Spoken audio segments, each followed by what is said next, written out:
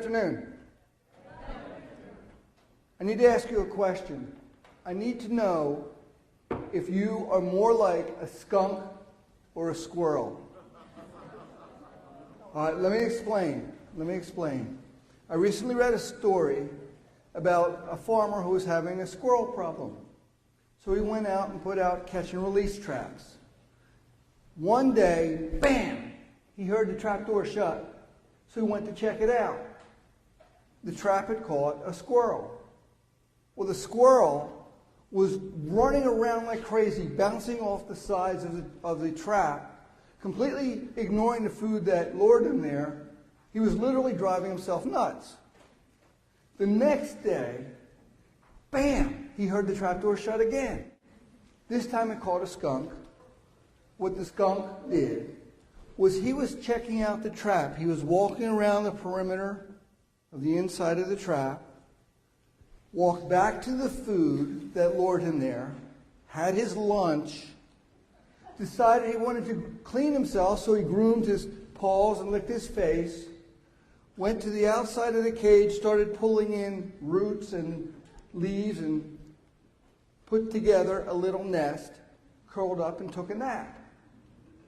So the question that I have for you is, when you're faced with the challenges in your life, do you act more like a skunk or a squirrel? I would suggest that we could all take a lesson from the skunk and learn how to make the most out of our bad situations. I did several years ago, and I've retold that story many times. We've all faced obstacles in our lives. I'm going to share with you some secrets that I live by that have helped me overcome the challenges of my life. And I'm going to make a bold statement. You ready? Here it is. You're going to leave here today with the tools you need to help you, your spouse, your children, and even your grandchildren overcome any obstacle in their lives. I've had my share of challenges. For me, it started at age 19 with a life-changing motorcycle accident. In 2003, I was diagnosed with prostate cancer. And as if that wasn't enough, 2 years after my cancer diagnosis, I was diagnosed with Parkinson's disease. I have 3 secrets that I'm going to share with you today. The first secret to overcoming the challenges that I've learned is not worry about things that you can't change. If you can't control it or change it, don't worry about it. Instead, focus on what you can do about your situation. At 19, I was a sophomore at Penn State, majoring in law enforcement. I wanted to be a special agent for the FBI. I thought I had my whole life planned out in front of me. Then, on November 13th, 1975, yes, exactly 41 years ago today, that all changed. I was on my motorcycle riding to my girlfriend's house. I saw a car coming up the other way, and it suddenly turned into me without signaling. We crashed into each other. I wound up having 6 surgeries over the next 10 months going in and out of hospitals. For most of that year, I didn't know if I'd ever walk right again. All my dreams of going into law enforcement were shattered. When I was lying in the hospital after the accident, I asked myself over and over what I could have done differently. What if I left the house 5 minutes earlier? What if I had taken a different route? What could I possibly have done to avoid the accident? I know that these are all normal questions, but they're very squirrel-like reactions and only added to my problems. Sometime during my first hospital stay, I realized that asking myself why and what if served no purpose and only added to my frustration and feelings of helplessness. I realized that the only thing that I could control was my future, not my past. I needed to decide what I was going to do about the situation.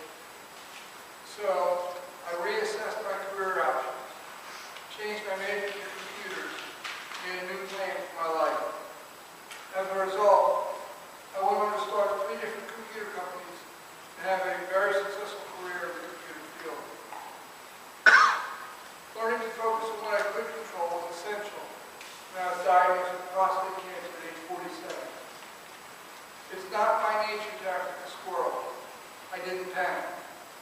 I didn't let myself be overwhelmed by my current situation.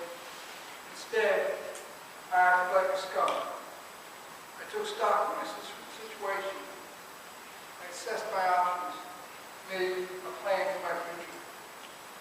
The plan that I chose, one that was right for me, was complete removal of my prostate. That was 13 years ago.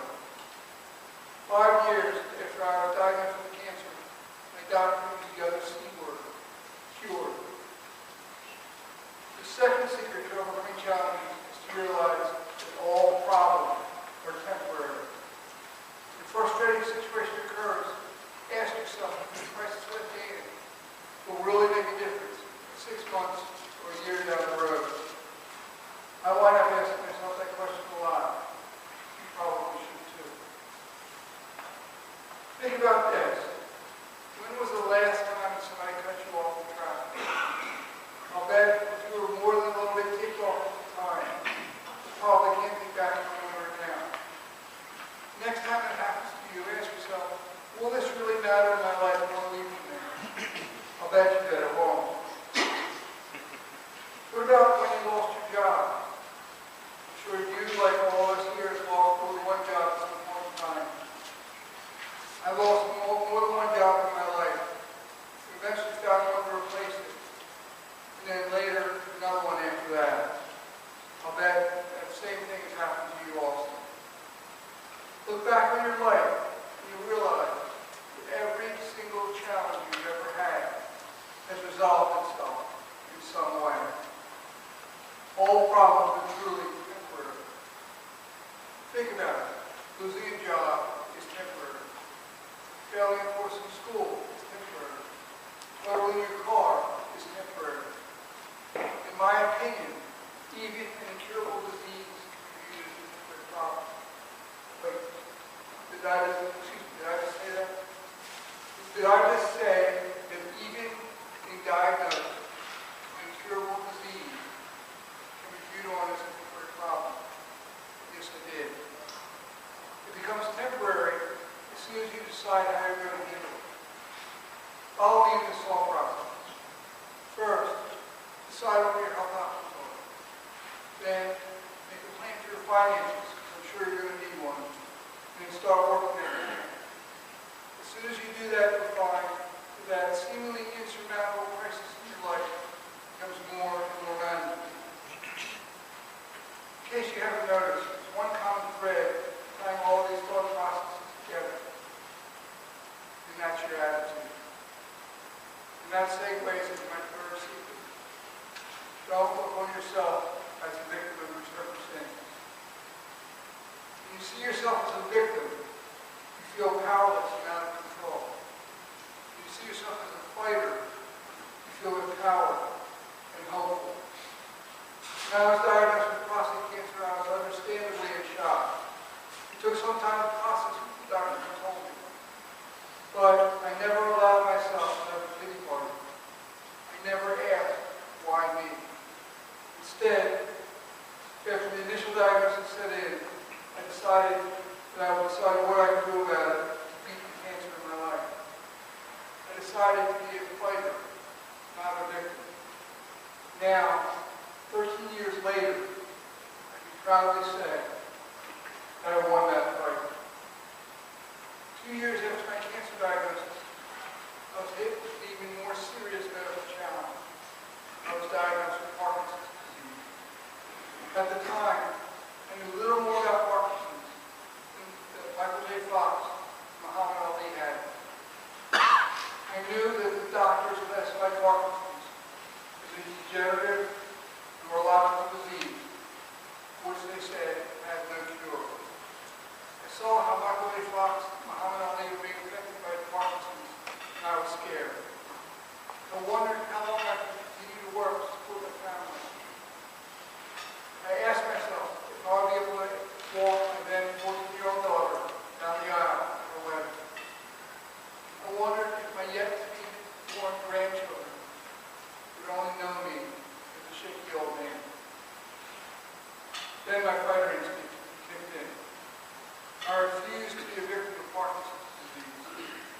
I refused to believe the doctors when they told me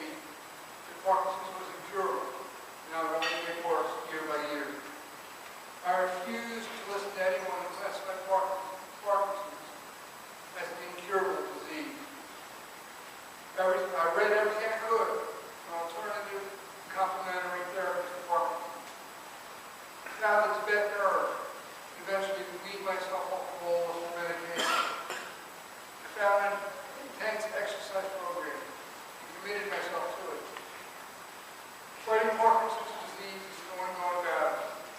But now, 11 years post-diagnosis, it's a supposedly incurable degenerative disease. And I can tell you unequivocally that because I adopted the attitude of a fighter and not a victim, I'm healthier and stronger today than I was 5 years ago. I want to share one more story with you about someone who's chosen to be a fighter, not a victim of their circumstances. Many of you may know this gentleman. His name is Dr. Jesse Lee. Jesse's father is here today, Mike Lieberman, longtime brother and a good friend. In 2003, at age 25, Jesse was in his third year of medical school and engaged to be married. He was helping out a neighbor who was locked out of the third bedroom apartment. Climbing over to get into the apartment, Jesse fell and fractured his spinal cord. Jesse is now quadriplegic. He could have felt sorry for himself and given up. He could have had a pity party and said, "Why me?" Instead, Jesse went back and graduated medical school. He married his sweetheart. They now have twin 8-year-old children, Mike's grandchildren. Currently, Jesse works for Carolina's Medical. He works in rehabilitation with patients with spinal cord injuries. Jesse and I spoke a while ago. He said, "You know what, Rich? We're the lucky ones." Why in God's name would you say that we're the lucky ones? Because he views the situation the same as I do, as a fighter, not as a victim of what happens to you. When I wrote my first book, A Handbook for Life, A Practical Guide to Success and Happiness, I designed it as a tool for people to use to overcome the challenges in their lives. After I wrote the first draft of the book, I was curious and I did a word search. I was very surprised to find that I did not mention the word cancer or Parkinson's once in the entire book. That's because of the mindset that I've adopted and what I'm trying to share with you here today. That is not to be a victim of your circumstances. You are not what happens to you. You are what you do about it. I have a gift for everyone in this room. Bishop, where are you? Bishop. We're going to pass these out. Yes. We're going to pass out a flyer. My second book, The Handbook for Happiness, is about helping people put their problems in true perspective and finding happiness daily in their lives. I'm going to give a free copy of the ebook version to anyone who wants it. Simply get on my website, flyer has a password, with the password, you can download a copy of the book for yourself. As Bishop has been handed out, I just want to thank you. I've enjoyed our time here together. Please try to act more like a skunk than a squirrel. Learn how to make the most out of the bad situations in your life. Learn not to worry about things that you can't change. Realize that all problems are temporary. You don't make yourself to be a victim of your circumstances. Thank you very much.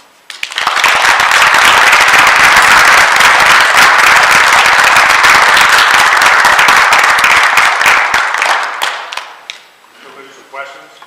Absolutely. Get my microphone turned on, so we'll just